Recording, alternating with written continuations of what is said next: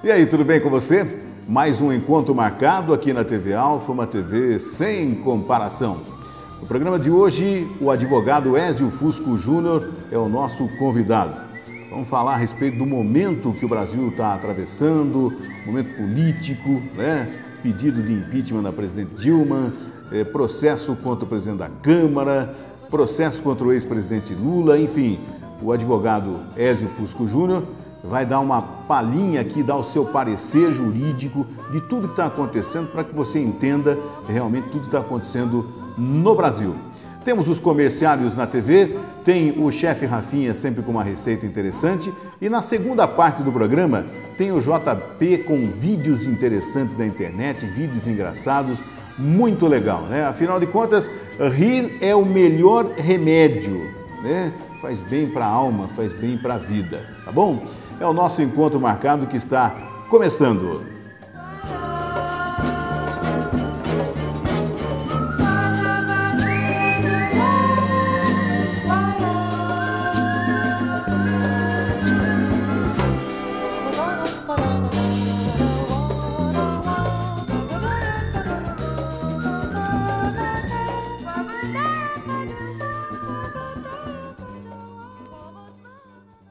No encontro marcado de hoje, é com satisfação que nós estamos recebendo o advogado Dr. Ézio Fusco Júnior.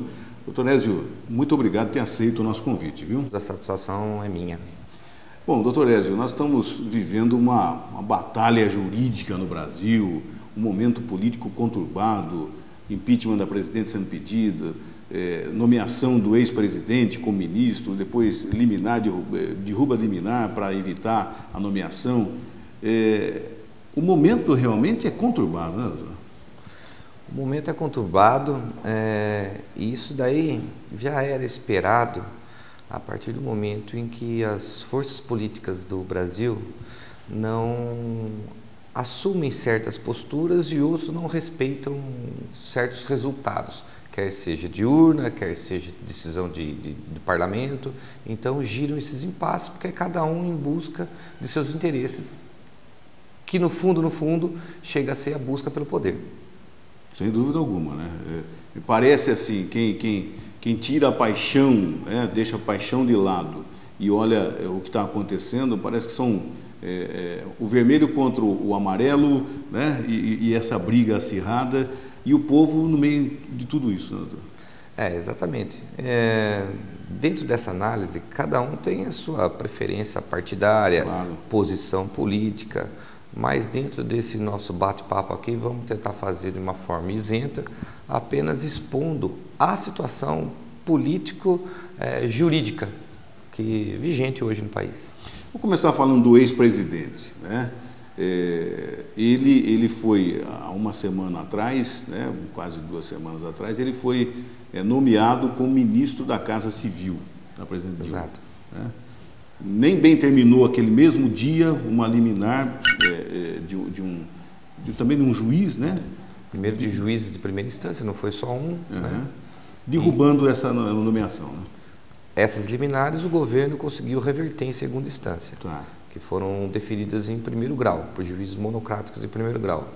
Agora teve um mandado de segurança impetrado pelo PSDB, no qual Gilmar Mendes, o ministro Gilmar Mendes do Supremo Tribunal Federal, concedeu a liminar, cassando os efeitos dessa nomeação. Essa intervenção do Gilmar Mendes, do Supremo Tribunal Federal, ela cabe também recurso? Cabe recurso, agora para o Pleno do Supremo Tribunal Federal. Essa liminar tem cunho precário, ela serve enquanto não analisado o mérito pelo Supremo Tribunal Federal, pelo Pleno, pelos 11 ministros, de modo que, sem adentrar no mérito, ele argumentou que houve desvio de finalidade da presidente, ou seja, o ato de nomeação de ministro-chefe da Casa Civil do ex-presidente Lula não serviu os interesses administrativos, os interesses da nação, mas sim foi um subterfúgio utilizado para dar foro privilegiado ao ex-presidente, isentando-o, ou seja, tirando-o das mãos de primeira instância do juiz Sérgio Moro de Curitiba. Entendi. Bom, isso vai se arrastar por algum tempo também. Vai se arrastar por um tempo, como essa semana, em virtude do feriado de sexta-feira, não há sessão plenária do Supremo Tribunal Federal, só haverá uma sessão no dia 30, essa liminar será analisado pelo plenário somente no dia 30. Enquanto isso, o ex-presidente Lula fica impedido de assumir suas funções como ministro-chefe da Casa Civil. Nesse intervalo, qualquer ação do Sérgio Moro pode levar uma decisão mais radical contra o ex-presidente Lula? Não pode mais, porque também saiu ontem mesmo uma decisão do Teori Zavascki, que é outro ministro do Supremo Tribunal Federal, determinando a remessa do processo, do inquérito envolvendo o ex-presidente Lula ao Supremo Tribunal Federal, inclusive das escutas havidas por determinação de Sérgio Moro. Quer dizer, toda aquela acusação da compra do sítio em Atibaia, do triplex no Guarujá, mais as escutas telefônicas, agora está tudo em Brasília. Segundo, por decisão do Teori Zavascki de ontem, tudo será remetido para Brasília, para ser analisado pelo Supremo Tribunal Federal. Por quê? Porque houve uma menção à presidente Dilma Rousseff. A presidente tem foro privilegiado, assim como os ministros. Tá? E com relação às escutas, temos que separar duas hipóteses.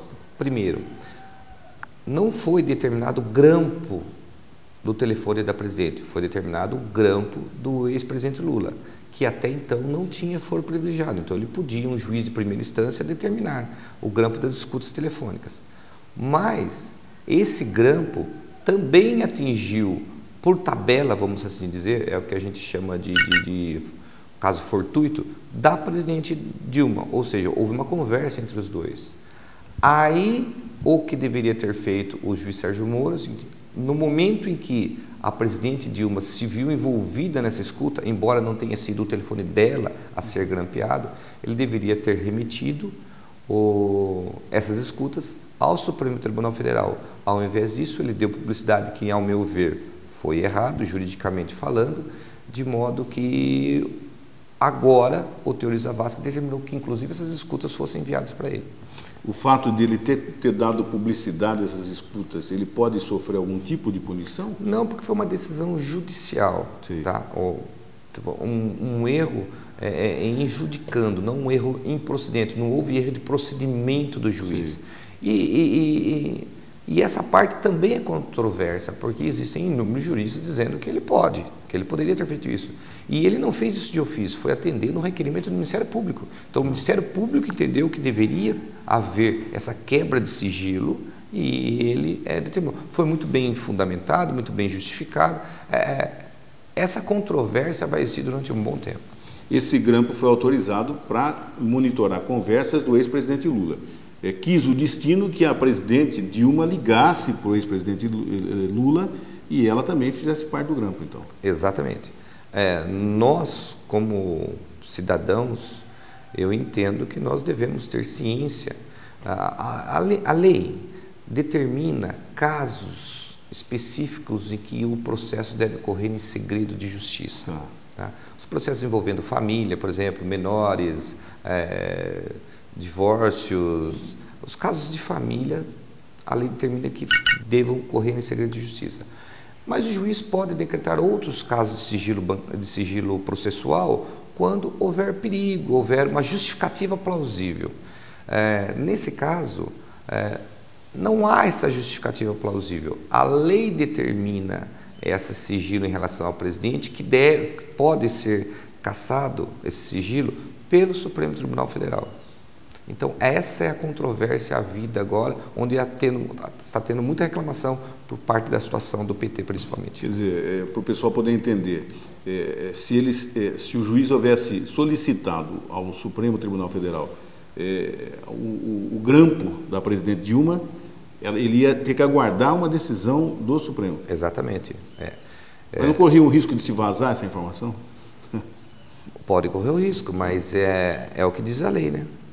Entendi. Quer dizer, ele jamais poderia ter feito, e é uma batalha judicial agora, para saber, olha, não foi feito o grampo da presidente, né? Mas, veja bem, isso daí, existe só reclamação em razão da publicidade que se deu. O fato da conversa da presidente Dilma com o Lula, não houve ali algum tipo de crime. É só para análise dessa nomeação ser válida ou não. Entendi. As outras escutas telefônicas havidas durante as várias fases da Operação Lava Jato, estamos na 26ª deflagrada ontem, né? Essas outras sim, contêm um apinhado de provas que reforçam os fatos investigados pela Polícia Federal. A Lava Jato é o maior caso de corrupção que se tem história no mundo, é isso, doutor? O que se tem notícia, sim. Deixou o mensalão no chinelo, né? Que coisa impressionante, né? O problema, o que mais que casos de corrupção envolvendo um ou outro empresário, funcionário público ou políticos com cargos eletivos, com mandato em exercício, mais que isso, o que a Lava Jato deflagrou foi uma sistematização da corrupção. Houve uma rede de corrupção concatenada. Isso daí realmente eu acho que é inédito na história desse país. Sem dúvida alguma. Agora, o que o povo, né, que é o cidadão comum, fica imaginando, que além da punição para os culpados, para os envolvidos, a devolução desse dinheiro. Isso realmente existe a possibilidade de acontecer? Total eu não acredito, mas inclusive semana passada o Rodrigo Janot, que é o Procurador-Geral da República, esteve na Europa tentando, esteve na Suíça, se eu não me engano, tá? Tentando, acordo com as autoridades judiciais de lá, repatriar uma parte desses valores que foram enviados indevidamente para aquele país. Quer dizer, para os paraísos fiscais, né? Alguns países, né, dificilmente vai se conseguir o repatriamento desses valores. Mas, por exemplo, Suíça é possível, né? Muitos dos valores nem se sabe onde estão, né? Mas essa operação já conseguiu reaver uma parte desse dinheiro, vez ou outra de forma de bloqueio de valores, vez ou outra também, inclusive nas delações premiadas, onde o delator, né, o colaborador, se compromete a devolver aquilo que foi desviado ilicitamente. Agora, doutor Ézio, nós falamos do ex-presidente, né? Tem uma coisa para falar, hein? O presidente da Câmara agora é outro caso, não está envolvido na Operação Lava Jato, mas ele tem um envolvimento muito grande aí de receber propinas também de várias empresas, dinheiro do exterior, e os gastos deles estão sendo hoje divulgados e tudo mais. Como é que está hoje a situação do Eduardo Cunha? O presidente da Câmara dos Deputados Federais, Eduardo, foi envolvido na Operação Lava Jato, onde ele foi citado, mas em função do cargo que ele exerce, foi remetido para o Supremo Tribunal Federal, onde o Procurador-Geral da República, Rodrigo Janot, já ofereceu denúncia em relação a ele, e também há na Comissão de Ética da própria Câmara dos Deputados processo em andamento. Quer dizer, então ele está respondendo, o processo da Comissão de Ética da Câmara dos Deputados chegou a ser anulado ab initio, ou seja, desde o começo, e retomou o seu curso agora, onde existem várias fases processuais até se culminar com o julgamento dele. A gente fica vendo a distância, fala, entra mês, sai mês e o homem continua lá. Até para ser julgado, essa comissão que foi formada recentemente agora, né, que vai dar um parecer o mais breve possível, nós esperamos, ele não deveria se ausentar do cargo de presidente, porque não é ele que coloca, como presidente da Câmara, não é ele que coloca em pauta os assuntos? Ele coloca em pauta os assuntos desde que o processo não tenha sido remetido para a Comissão de Ética. Aí, quando é remetido e já foi remetido para a Comissão de Ética, aí quem dá o andamento é a Comissão de Ética. Devolvido o parecer da Comissão de Ética com um pedido de cassação ou não, ele tem que colocar na pauta, na ordem do dia da Câmara dos Deputados, na sessão subsequente. Quer dizer, essa comissão ela pode decidir pela não cassação do presidente da Câmara. Mas ela opina. O julgamento é feito depois pelo plenário. Pelo plenário, aí ele não é o presidente nessa sessão. Não, ele convoca um presidente ou vice-presidente, e até porque ele tem que fazer a defesa dele. Entendi. E é maioria simples? Não, para cassação é maioria qualificada. Entendi. Isso dá o quê? Dos 513 tem que fazer a conta dele. Maioria qualificada. A metade mais um? Não, essa aí é a maioria absoluta. A maioria qualificada são 2/3. 2/3. Entendi. E o senhor acredita que isso vai se arrastar também? O julgamento de cassação, tal qual da presidente da República de impeachment, é um julgamento que tem um cunho jurídico, mas ele é eminentemente político. Às vezes você tem uma maioria dentro do parlamento que impede ou determina a sua cassação. Perfeito.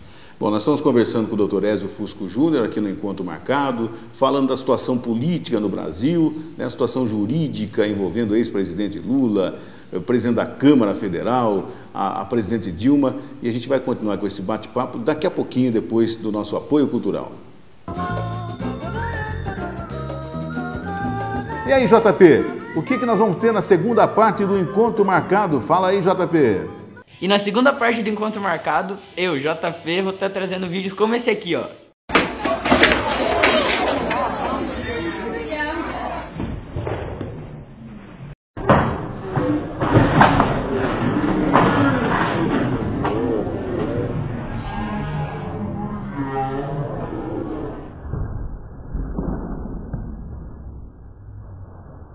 Até daqui a pouco, não perca.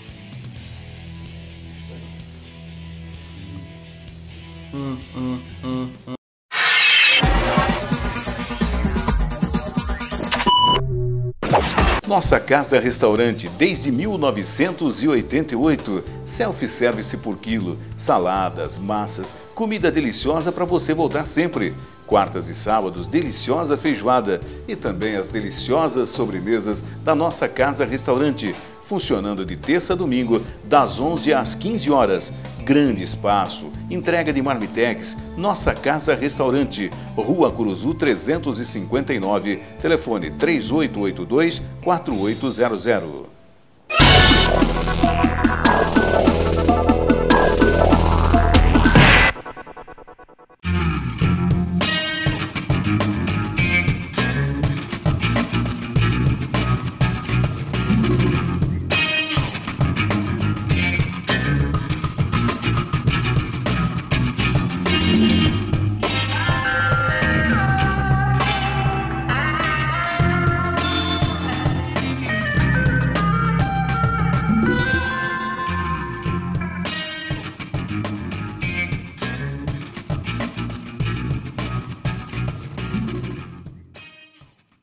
Não se esqueça, Páscoa é tradição. Legítimo bacalhau do Porto da Noruega.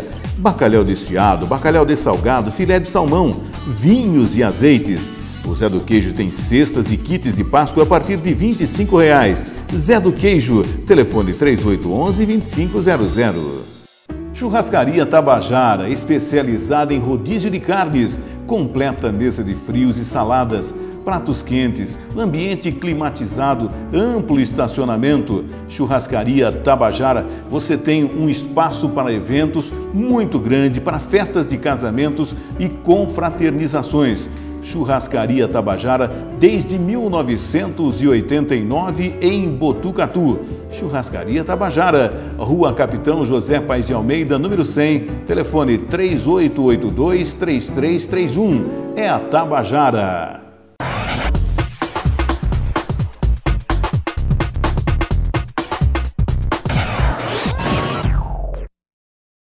Estamos de volta com o Encontro Marcado aqui na TV Alfa, uma TV sem comparação, hoje recebendo o Dr. Ézio Fusco Júnior. Dr. Ézio, a presidente Dilma, né, já está na Câmara Federal um pedido de um processo de impeachment, né? Sim. Parece que mais algumas sessões para se chegar a uma conclusão. Eu gostaria que o senhor explicasse para o telespectador do Encontro Marcado como é que funciona, o que é necessário, se a partir do momento que essa comissão instituída chegue, por exemplo, vamos pedir o impeachment da presidencial, se cabe recurso, como é que funciona tudo isso, doutor?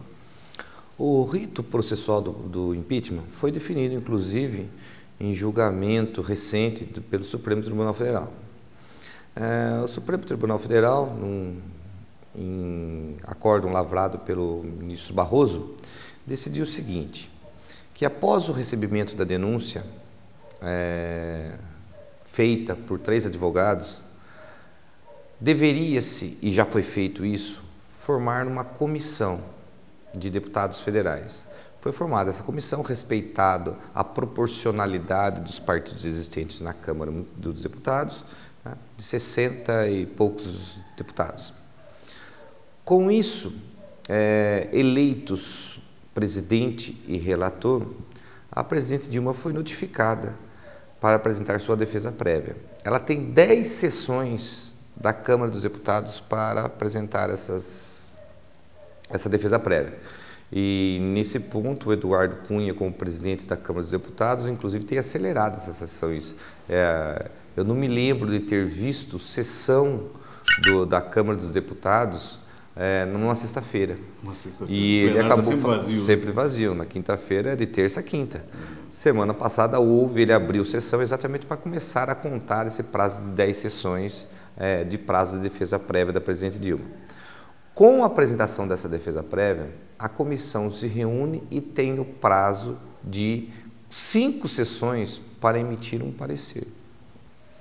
Esse parecer, pedindo a abertura ou não do processo de cassação, porque esse processo não corre na Câmara dos Deputados, corre no Senado, esse parecer é votado pela Câmara dos Deputados, que são 513 deputados, é votado para que tenha abertura ou não, seja enviado ou não ao Senado Federal esse processo de cassação. Uma vez votado favoravelmente por maioria absoluta, e aí é metade mais um, é maioria qualificada, são 2/3 da Câmara dos Deputados. Se não passar, arquiva seu processo. Se 2/3 da Câmara dos Deputados entender que o processo deve continuar, esse processo é remetido para o Senado, que vota novamente, pela abertura ou não. Mas aí é maioria simples, seria a maioria, metade mais um, dos presentes à sessão do Senado. Não dos membros, que são 81, dos presentes, foram 74, é metade mais um dos presentes, maioria simples. Votada a abertura desse processo, tem novo rito processual ali, a presidente Dilma se afasta do cargo por até 180 dias e em sessão plenária do Senado Federal, que será presidida pelo presidente do Supremo Federal, do Supremo Tribunal Federal, tal qual foi na época do Collor, julga-se a presidente e, obtida a votação de, aí novamente, 2/3 do Senado, ela é afastada definitivamente do cargo. Entendi. Bom, isso aí, pelo que o senhor disse, tantas sessões, mas manda para o Senado faz nova votação, isso pelo menos mais uns 60 dias. Mais ou menos isso, 60 dias.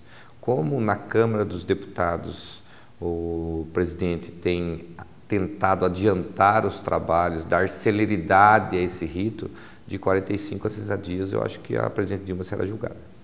Digamos que seja julgada e realmente decidam pela cassação, pelo impeachment. Caça apenas a presidente ou o vice também, a chapa que foi eleita em 2014? Só a presidente.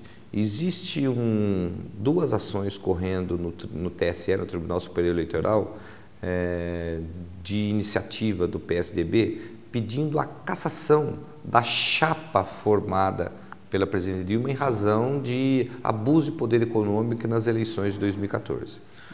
Se essas ações fossem julgadas procedentes, aí a chapa seria cassada, ou seja, a Dilma e o vice-presidente Temer, os 2 perderiam o mandato. No caso do impeachment, é só o presidente da República que está sendo processado. Então, cassada a chapa no TSE, assumiria o Eduardo Cunha, que teria que designar novas eleições. Procedido o impeachment da presidente Dilma, assume o vice-presidente da República que termina o seu mandato. Quer dizer, num caso como esse de caçar a chapa, né, O Eduardo Cunha seria presidente da República Seria por um presidente tempo. por um tempo, porque ele teria que designar a novas eleições.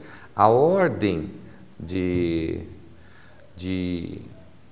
para assumir a presidência em caso de vacância, onde o cargo fica vago, segue o seguinte: da presidente, impedida só assumir o vice, impedido assumir o vice-presidente, o presidente da Câmara dos Deputados e depois o presidente do Senado, que no caso é o Renan Calheiros. É difícil e muita gente deve estar se perguntando, mas todos eles estão envolvidos em processo? Exatamente, todos eles estão envolvidos em processo. No caso de nenhum deles poder assumir, acontece uma coisa utópica até, né? Nenhum deles vai poder assumir. Quem é que assume? Então, isso daí fica é um caso complexo. Inédito, né? Inédito. A nível de município, por exemplo, existe o presidente, o prefeito, o vice-prefeito, o presidente da Câmara e o secretário de Negócios Jurídicos. Entendi. Quer dizer, não é o deputado mais votado, não, né? Não é o deputado mais votado. Mas aí vamos supor, se pegasse o ministro da Justiça, quem nomeia o presidente, como que ele assume? Né? Então é uma coisa inédita no Brasil. É difícil acontecer. Entendi. Está muito longe. Que loucura. Doutor, e como é que um advogado, como é que um jurista vê uma situação como essa, né? Porque a gente percebe o seguinte: o que deve acontecer nos bastidores, no dia a dia, no feriado.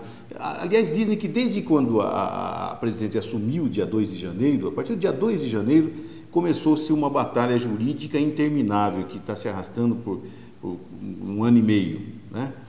Como é que fica uma situação como essa, né?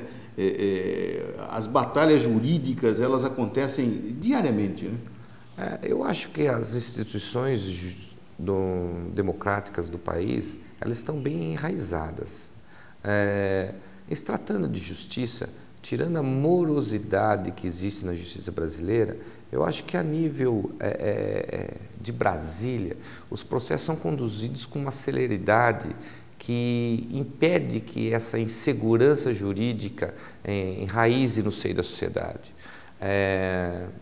Uma decisão tomada em primeira instância, os recursos demoram, processos se arrastam por anos, até um habeas corpus que tem rito sumário e tem prioridade de tramitação, mandado de segurança igualmente, demoram meses para serem julgados.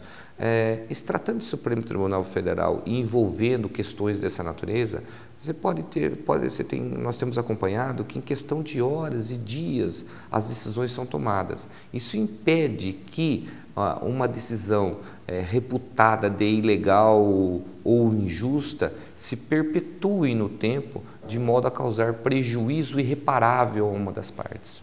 Quer dizer, a justiça brasileira, ela está dando um bom exemplo para o mundo? Eu acho que sim. Tanto a nível de primeira instância, no caso, aqueles que estão à frente da Operação Lava Jato, no caso, esse juiz Sérgio Moro, a Polícia Federal, o Ministério Público e os tribunais que têm recebido os recursos havidos dessas decisões de primeira instância. Eu acho que a justiça brasileira, nesse aspecto, tem trabalhado com maestria. Agora, eu perguntei para o senhor aqui se a chapa, pode ser porque existem dois processos no Tribunal Superior Eleitoral, né? Se de repente o Tribunal Superior Eleitoral der o parecer pela cassação da chapa da presidente e do vice Temer, né?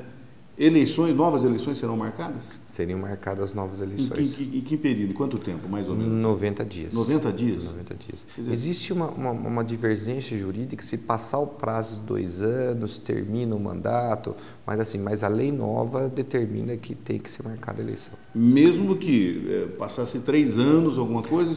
Existe um entendimento dizendo que é o seguinte, que o Congresso realiza eleições indiretas e o eleito termina o mandato se for o prazo superior a 2 anos. Se essa cassação ocorrer depois do cumprimento de pelo menos 2 anos de mandato. Entendi. Pela sua experiência jurídica, pela sua experiência em muitos anos na carreira de advogado, o que o senhor acha que vai acontecer de tudo isso? Essas ações havidas no Tribunal Superior Eleitoral decorrem da acusação à chapa da presidente Dilma e do vice Temer de abuso de poder econômico. Isso está tramitando lá, a gente não tem acesso às provas, não dá para saber o processo. Eu não acredito muito que vinguem essas ações. Com relação ao impeachment da presidente, a acusação formulada contra ela, que tramita o processo à vida agora, a acusação feita contra ela, são das pedaladas fiscais. É o ato de tomar dinheiro dos bancos públicos, retardar o seu pagamento para maquiar o déficit das contas públicas. Quer dizer, como se uma empresa comum, né, maquiasse um balancete. Exatamente. Essa é a acusação formulada contra a presidente Dilma.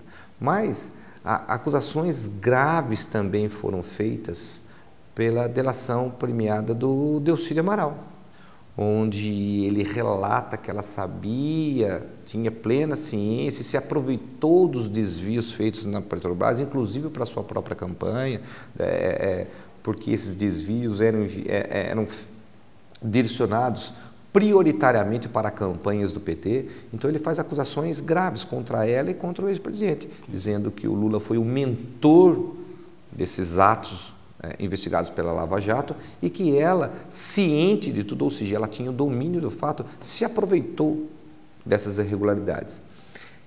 Essa acusação não entra nesse processo de impeachment, porque não foi feita originariamente e a delação foi tornada pública, foi feita pelo Delcídio após o recebimento dessa denúncia formulada por esses 3 advogados, de modo que formalmente essa acusação, que é séria contra ela, não vai entrar no processo, mas, como eu já disse no começo do programa para você, embora tenha cunho jurídico, envolve também o julgamento político. E os deputados, os senadores, eles estão sabendo dessa delação que foi tornada pública. Isso poderá influir no ânimo desses deputados no julgamento. Eu entendo que para a gente presumir se haverá ou não cassação, se essa ação será julgada procedente ou não, depende dos partidos que compõem a base do governo. O governo, até ontem, tinha a maioria absoluta do Congresso, que é formado pela Câmara dos Deputados e o Senado Federal. Alguns partidos já estão debandando desse apoio. O PMDB, isso é uma divisão muito grande. Esse PMDB, o PRP, no final, há uma conversa, há uma reunião marcada do PP e o PMDB, existem 2 frentes. Uma liderada pelo Pisciani, lá, que foi o novo líder, né, eleito novo líder do PMDB, que é adepto do governo, tá?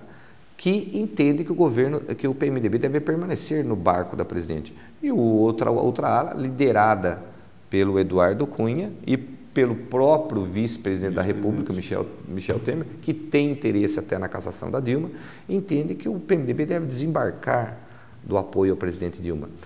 Eu entendo que o PMDB vai ser fundamental nesse processo de cassação. O fato de nomear-se o presidente Lula como ministro-chefe da Casa Civil tinha o objetivo também de reagrupar, de unir a base de apoio à presidente Dilma. E isso fará com que o fato dele não ser empossado, embora nos bastidores ele possa influenciar nesse sentido, acho que diminui bem o poderio bélico do governo em manter agrupado a seu favor a base parlamentar. Para evitar essa debandada, né? Exatamente. Anunciada, né? Doutor Ezio, muito obrigado por ter aceito o nosso convite, muito obrigado pelas explicações e vamos aguardar, né, que o melhor aconteça pelo Brasil para que a gente volte a caminhar, volte a crescer, né, que os nossos filhos tenham um país melhor, né? E esse é o nosso objetivo. Muito obrigado, doutor. Eu que agradeço, é o que todos nós queremos. Nós vamos ao apoio cultural, já nós voltamos com a sequência do Encontro Marcado.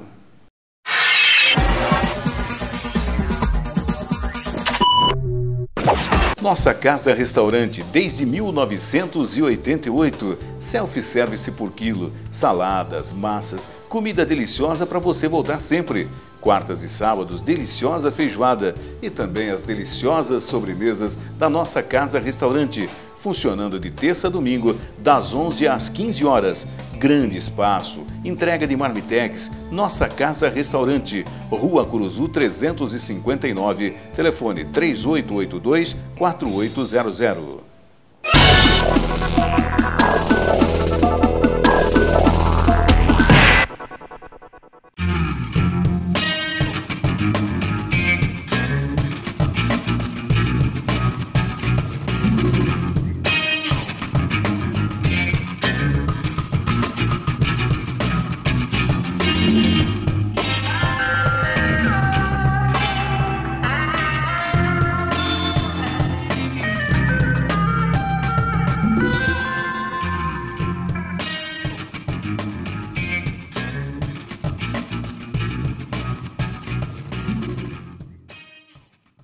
Não se esqueça, Páscoa é tradição. Legítimo bacalhau do Porto da Noruega. Bacalhau desfiado, bacalhau dessalgado, filé de salmão, vinhos e azeites. O Zé do Queijo tem cestas e kits de Páscoa a partir de R$ 25,00. Zé do Queijo, telefone 3811-2500. Churrascaria Tabajara, especializada em rodízio de carnes. Completa mesa de frios e saladas. Pratos quentes, ambiente climatizado, amplo estacionamento. Churrascaria Tabajara, você tem um espaço para eventos muito grande, para festas de casamentos e confraternizações. Churrascaria Tabajara, desde 1989 em Botucatu. Churrascaria Tabajara, Rua Capitão José Paes de Almeida, número 100, telefone 3882-3331. É a Tabajara.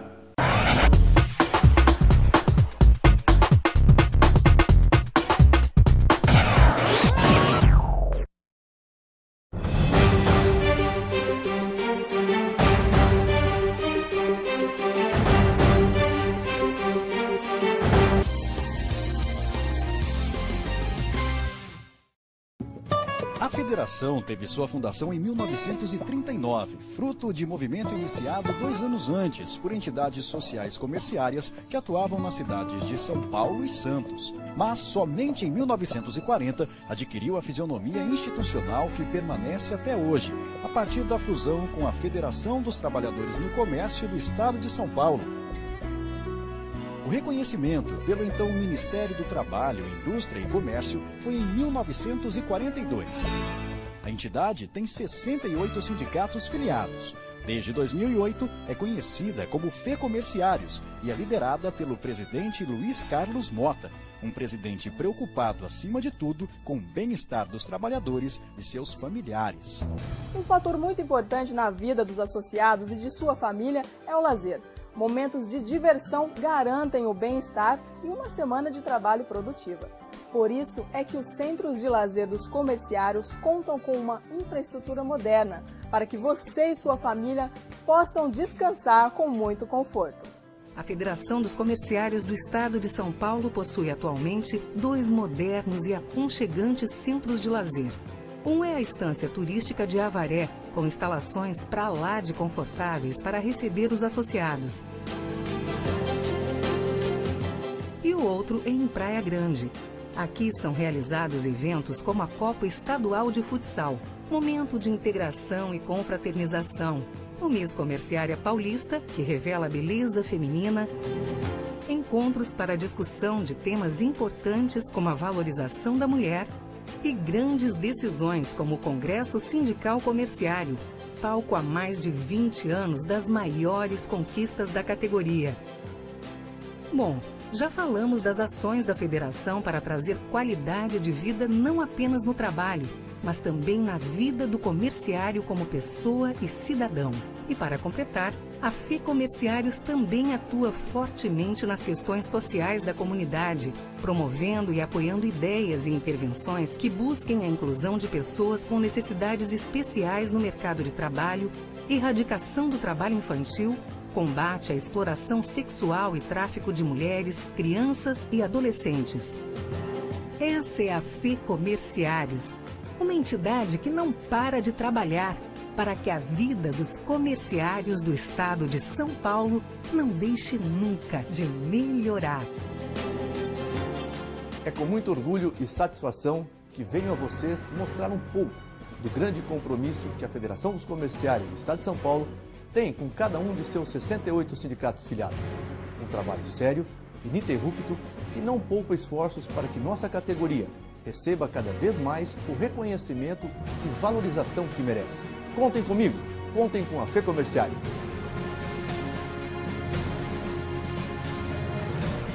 Gostaram? No nosso próximo programa tem muito mais. Espero vocês. Até lá!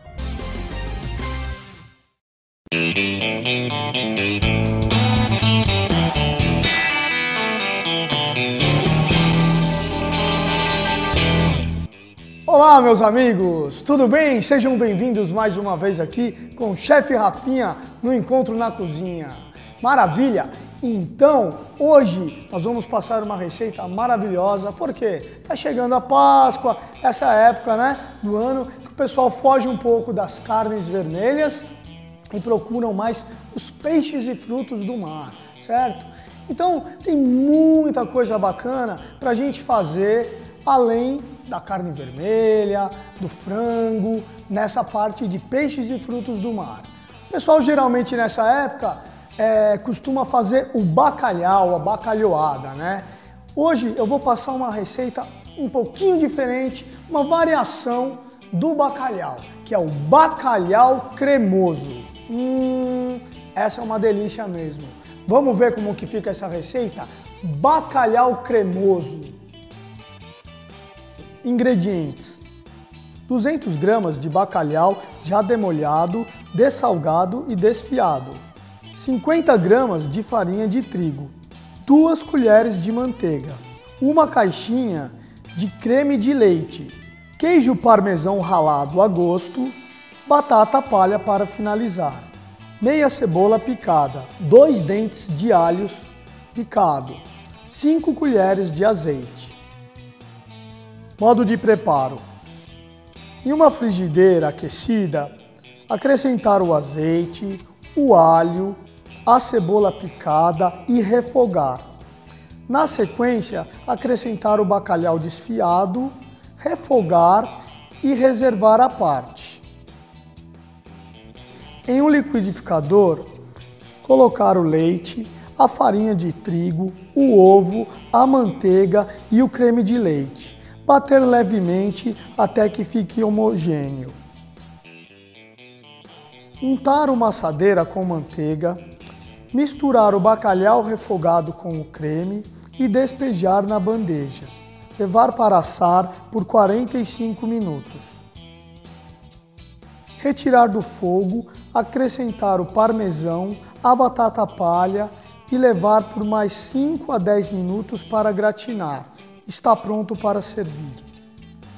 Viram só que bacana? Uma dica tranquila, fácil. Tenho certeza que você vai surpreender e vai mudar um pouco o tradicional bacalhau, certo?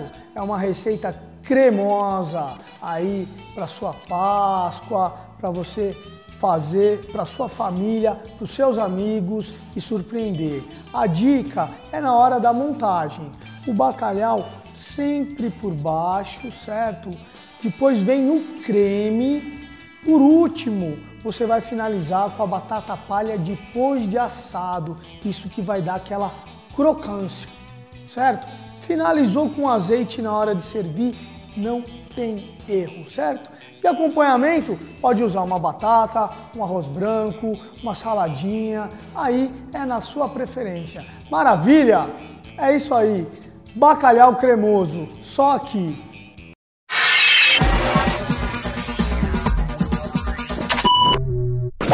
Nossa Casa Restaurante, desde 1988. Self-service por quilo, saladas, massas, comida deliciosa para você voltar sempre.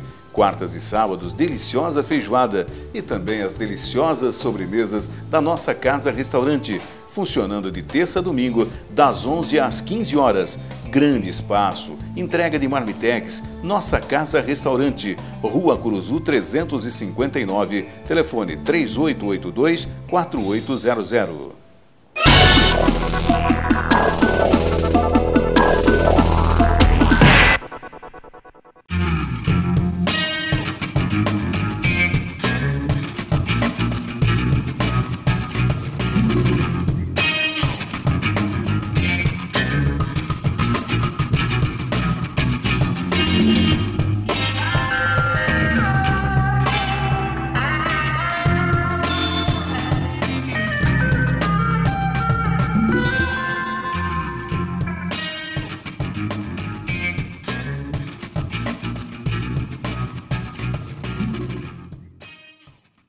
Não se esqueça, Páscoa é tradição. Legítimo bacalhau do Porto da Noruega.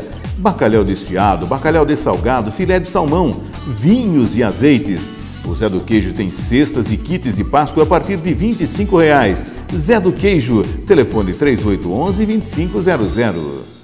Churrascaria Tabajara, especializada em rodízio de carnes. Completa mesa de frios e saladas. Pratos quentes, ambiente climatizado, amplo estacionamento. Churrascaria Tabajara, você tem um espaço para eventos muito grande, para festas de casamentos e confraternizações.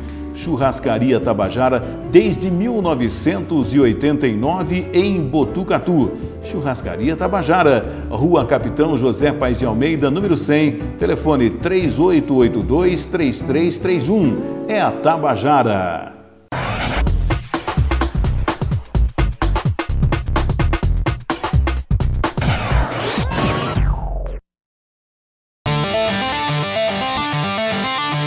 Olha que da hora esse cara ensinando a embaralhar as cartas de várias formas.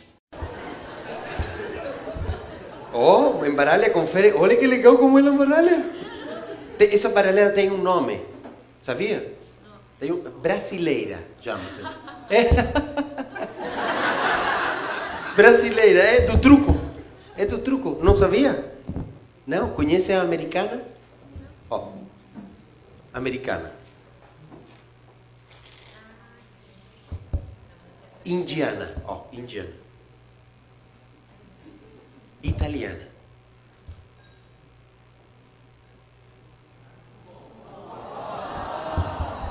Italiano, já sabe, né? Francesa, ó. Beijinho no ombro. Uma viadagem, né? Portuguesa, ó.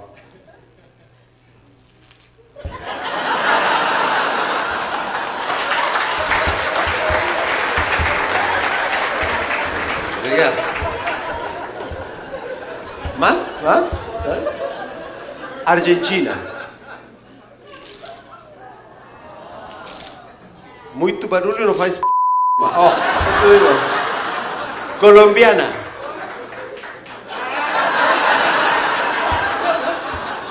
Da Bahia. Cadê meu rei? Cadê meu rei? Rio de Janeiro. Perdeu o Playboy. E esse cachorro que abre mão de tudo só pra ficar com a chupeta dele. Kirk, eu tenho esse biscoito, mas você vai ter que escolher. Se você comer o biscoito, não vai ganhar a pepeta. Quer o biscoito? Então tá bom. Tem aqui também uma coisa que você adora, que é o brinquedo de língua. Você quer o brinquedo de língua? Se pegar, não ganha a pepeta. Tem também esse daqui que você adora, a tampa do Nonone. Não? Também não? Então tá. Esse você não vai resistir. Pepeta. Pepeta. Ai, que pepeta mais gostosinha. Você não resiste a uma pepeta? Ai, me dá essa pepeta. Eu vou pegar pra mim. Me dá que eu vou dar pra algum cachorro carente de rua. Me dá a pepeta. Eu vou pegar. Me dá a pepeta. Larga a pepeta. Não? Então pode chupar, pepeta, é sua. É sua, pepeta, é sua. Malandro é o gato que já nasce de bigode.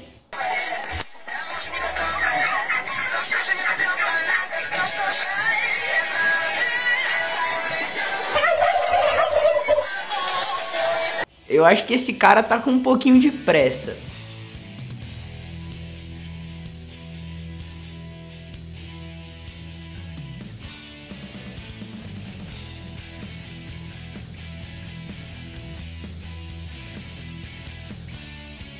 Olha que tiazinha desastrada.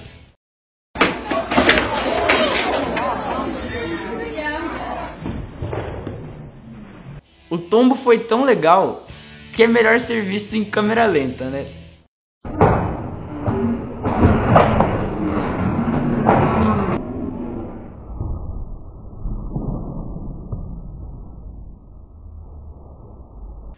E esse cachorro que pula a corda melhor do que eu?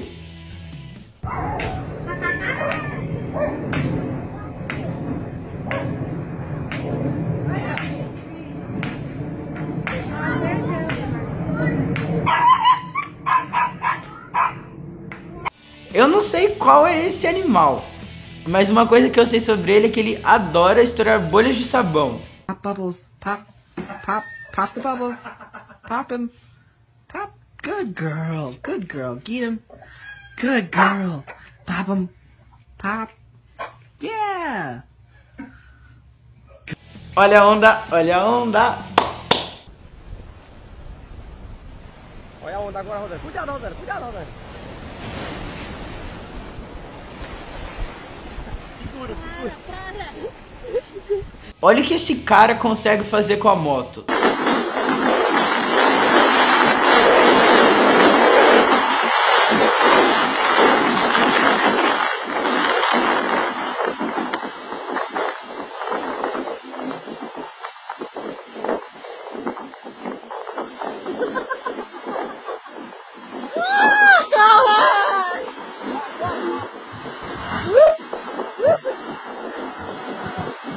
Um novo jeito de descer as escadas rolantes.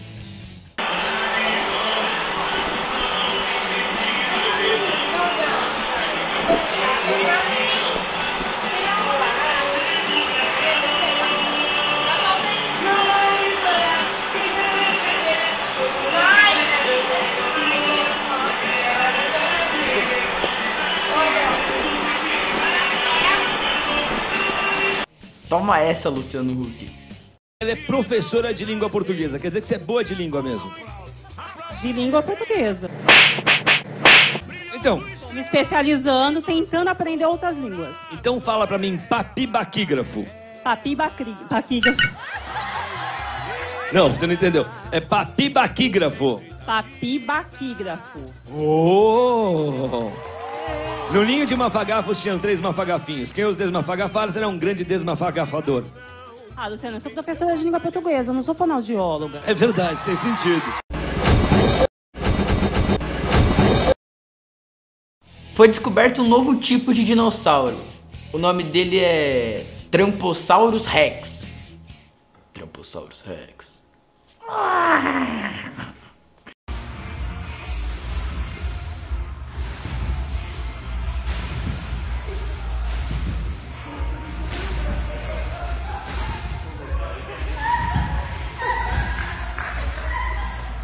E esse cachorro que pensa que é um coelho?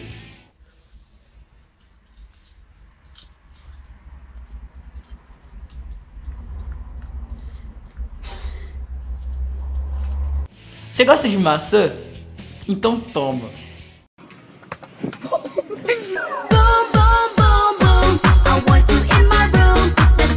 Gato educado é outro nível, né?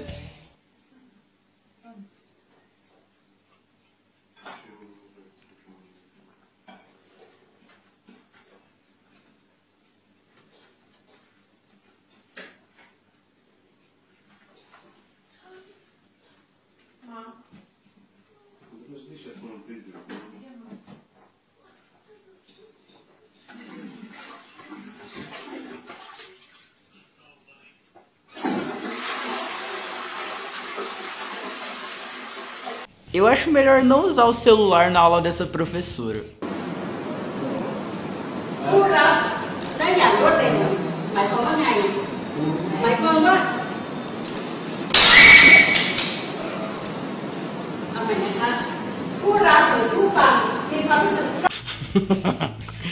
Quem sabe toma ao vivo, ô louco, bicho.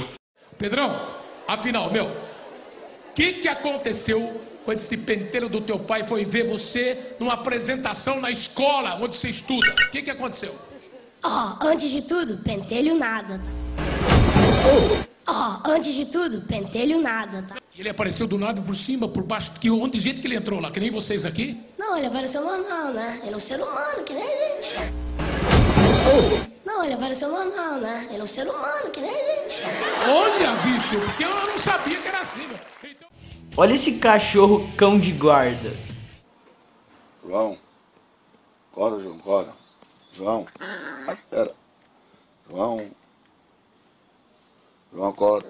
João. Ai. Ô, João, acorda, João, acorda. Ai. Acorda, João, rapaz. João. Ai. João. Ai. Ai, ai. Morde não.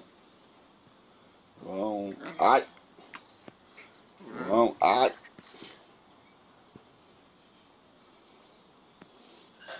João. Vem, João, bora. Agora acorda, João. Acorda, João, eu tô atrasado. João, acorda, João, acorda. João, acorda. Antes de fazer alguma coisa, certifique-se antes de que você sabe mesmo fazer isso, porque senão pode acontecer isso aí, ó. Olha isso, muito bem.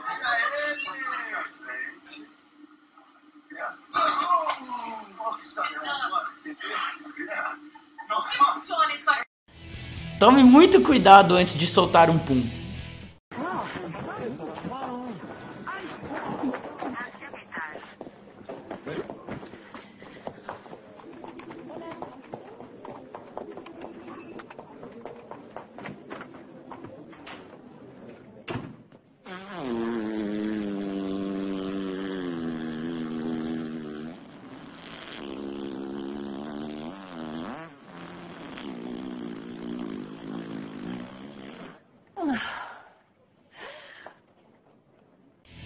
Agora eu vou pular pros meus fãs.